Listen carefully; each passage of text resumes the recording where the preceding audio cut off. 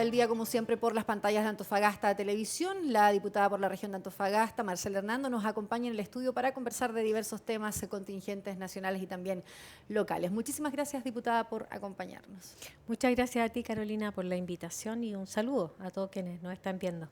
Diputada, quisiera partir con algunos temas locales que han estado en la contingencia y que tienen que ver con el municipio, en particular la investigación y el caso que avanza en torno a la muerte de Nicolás Marambio, este joven deportista que fallece en la cancha de Las Almejas ya hace 2 años. Donde se conocían hace poco declaraciones de la propia alcaldesa de la comuna ante Fiscalía, donde ella dice una frase que ha sido también objeto hoy día de críticas, que no conocía en aquella oportunidad si esa cancha era de administración municipal, efectivamente. Primero, quisiera conocer usted también como ex alcaldesa de la comuna, ¿cómo recibe eso?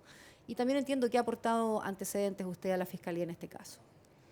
La verdad es que me parece inverosímil, porque además en enero se inauguraron en esa misma cancha actividades de verano por la autoridad municipal, debajo del mismo arco.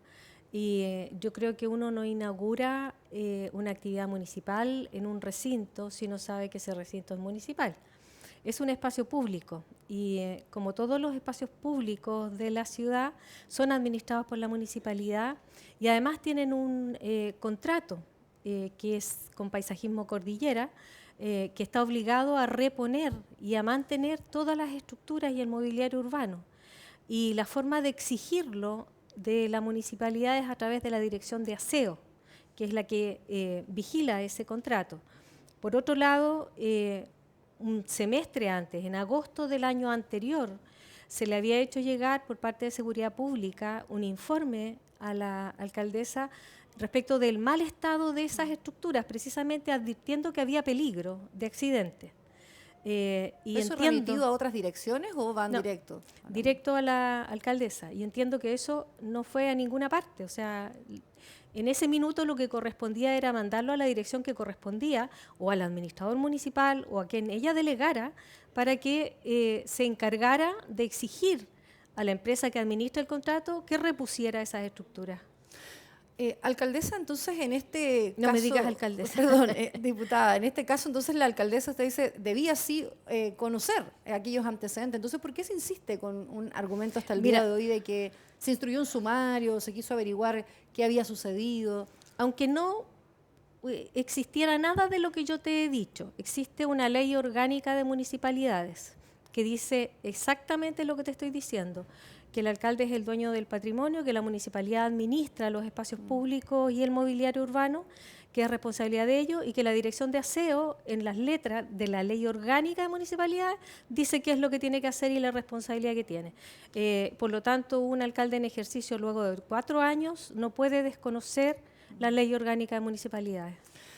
Diputada, ¿cómo se reciben también otros informes recientemente conocidos que emanan de la propia Contraloría General de la República, donde también se da cuenta en torno al caso Main que existiría una falta a la probidad de la actual administración comunal e incluso los propios concejales hoy día, un nuevo grupo de ellos va al Tribunal Electoral Regional para interponer una reclamación por notable abandono de deberes y faltas graves a la probidad administrativa. Pero aquí son casos ya conocidos que siguen sumándose la vía judicial, la vía administrativa, a un mismo hecho que busca, ¿cierto?, hoy día por la vía judicial todavía comprobarse. Pero parece ser este informe final de Contraloría que indicaría ya que efectivamente aquí existe una falta a la probidad.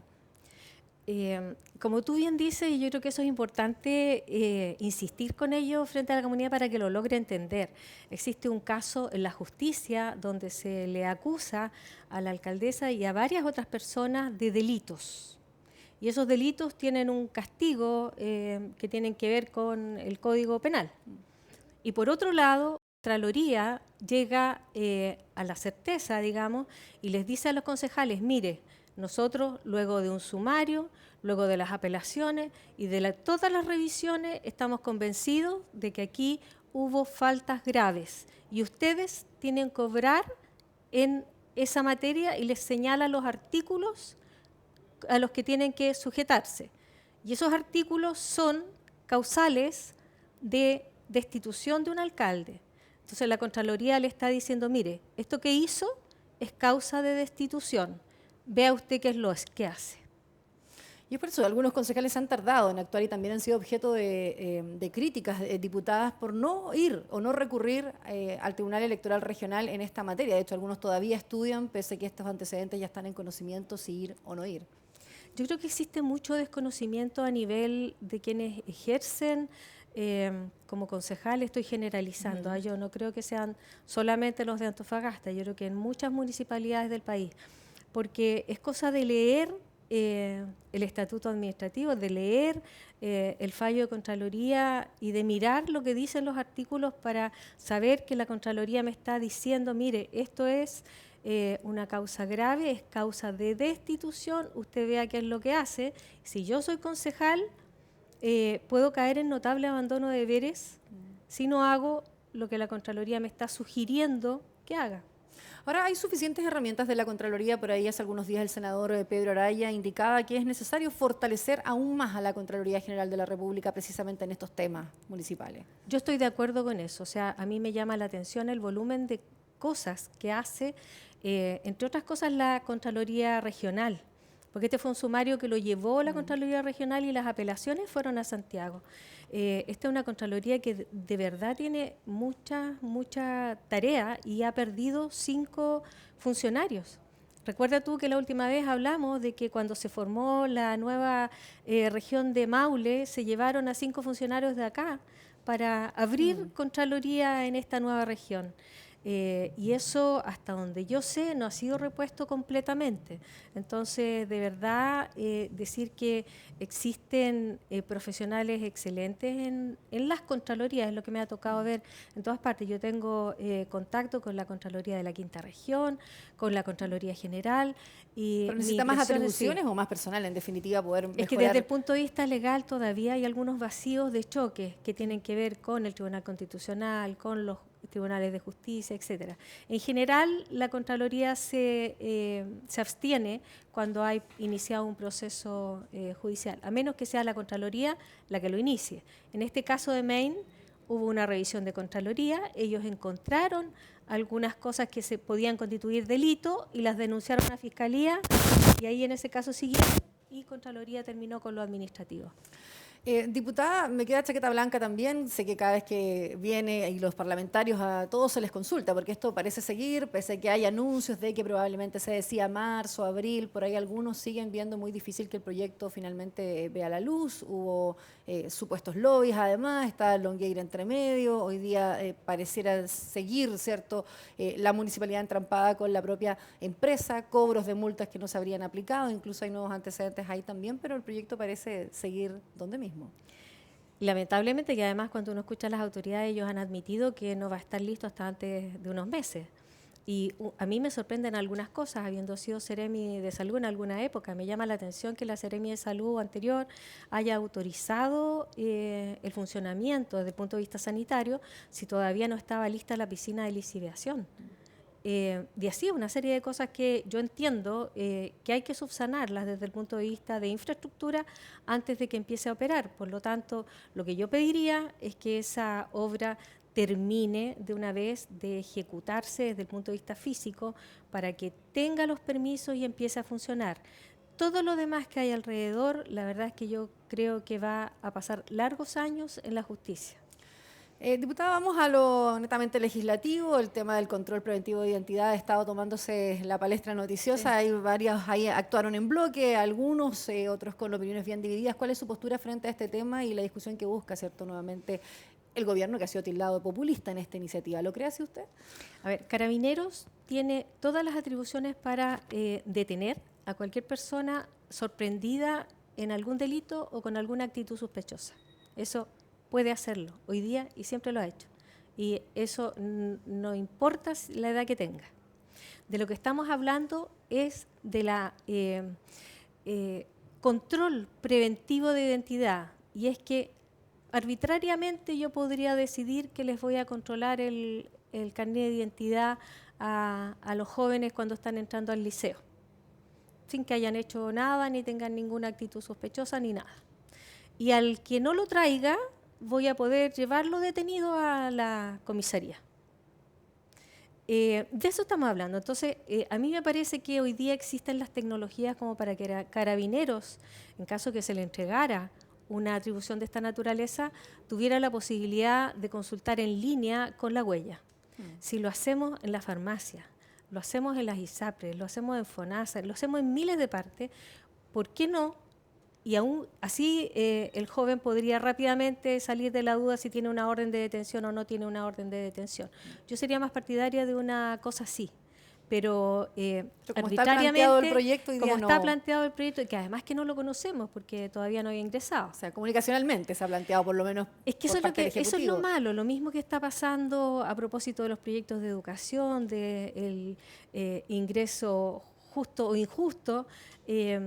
Se anuncia por la prensa, pasan muchas semanas en que lo que se mide es la temperatura de la opinión de la gente y de acuerdo a eso se ingresa un proyecto. Y yo creo que no es bueno porque no se están escuchando algunos técnicos. Yo he visto a varios técnicos transversalmente, de derecha, de izquierda, de centro, todos que están en contra de este tipo de iniciativas y a mí me parece que hay que escuchar las dos cosas. En la columna de Daniel Matamala este domingo en el Mercurio estuvo muy interesante y él habló precisamente de la voz del pueblo y la voz académica. Yo creo que hay que hacer un justo equilibrio entre las dos cosas. Y que según ustedes también la oposición ha dicho, un poco Sebastián Piñera estaría hoy día escuchando más la voz del popular, más que a los expertos en este caso, por ejemplo. No, ni siquiera popular, yo creo que de las encuestas. Yo no sé si las encuestas tienen la credibilidad que tenían antes, no sé. Diputada, y respecto al proyecto entonces de educación, ley de admisión justa, le han dicho algunos, partir además del proyecto, por ahí se conocen sí más especificaciones de lo que traería este cuerpo legal.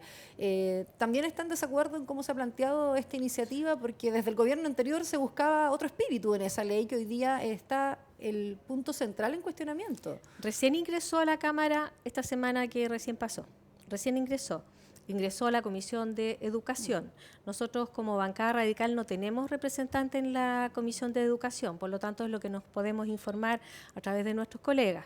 Desde mi percepción hay una serie de cosas que ya están contempladas en la actual y que son posibles de hacer por parte de los directores de establecimiento, que no era necesario introducir una reforma a aquello y que aquellos que son diferentes y que tienen que ver con esta mayor segregación, la verdad es que no sé si se justifican tanto, así es que hay que ver cómo evoluciona esto en la comisión. Y de acuerdo a eso es como nos vamos a pronunciar. Pero cuando se hablan de cifras, cuando se dice más del 50% no accede a la primera preferencia, pero no se habla de que sí, pero además, por algunos. Pero además cuando tú miras la segunda preferencia, porque no siempre nos quedamos con la primera preferencia. Los jóvenes que postulan a la universidad tampoco el 100% va a quedar en la primera preferencia y el problema que tenemos es que hay algunos establecimientos que reciben la mayor demanda y la oferta es baja. Entonces siempre va a haber un grupo importante de personas que van a estar insatisfechas porque no pudieron entrar en su primera preferencia. Pero cuando tú miras primera, segunda e incluso hasta tercera preferencia, que son cosas buenas, son sobre el 70-80% de las personas que están satisfechas. ¿No había que mejorar entonces el proyecto o sí tenía algunas deficiencias a su juicio, diputada? Yo creo que algunas cosas, como por ejemplo que los hermanos que vienen de un mismo hogar pero que no tienen el mismo apellido, no sean reconocidos como hermanos o parte de una misma familia y por lo tanto no sean asimilados a un mismo establecimiento. Yo creo que esas cosas se pueden perfeccionar absolutamente y yo espero que esas cosas ocurran en la comisión. Diputada, también ha estado trabajando en otros proyectos de género en particular, pero de género en lo político, es decir, lograr esos cupos específicos para las elecciones a alcaldes y otros. ¿Cómo ha avanzado también un poco la coordinación con las distintas bancadas en esta materia?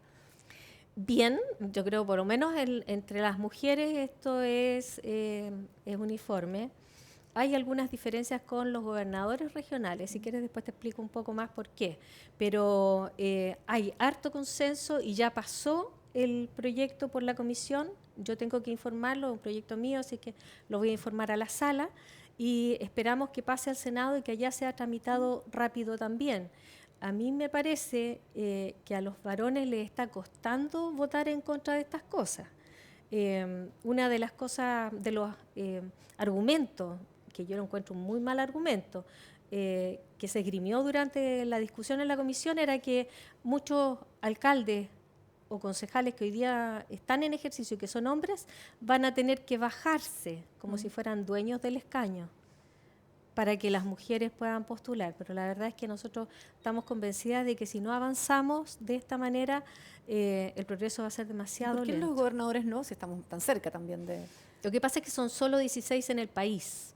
Entonces, para los partidos sería muy difícil presentar una cifra igualitaria. Por ejemplo, si tú fueras un partido y tienes un solo cupo para presentar un gobernador en todo el país, ¿cómo Claro, lo hace? equiparar sería difícil. Y en ese contexto entonces es más difícil. Diferente con los alcaldes, que son 345 en el país, los concejales son miles. Entonces estamos haciendo algunas distinciones en términos de que las cifras de paridad o de cuota sean vistas a nivel regional en el caso de los concejales, a nivel nacional en el caso de los alcaldes, y así sea más factible. Diputada, agradecerle que nos haya acompañado en la entrevista del día. Muchas gracias a ti, Carolina. Gracias a ustedes también. Nos reencontramos como siempre con más invitados aquí en Antofagasta Televisión.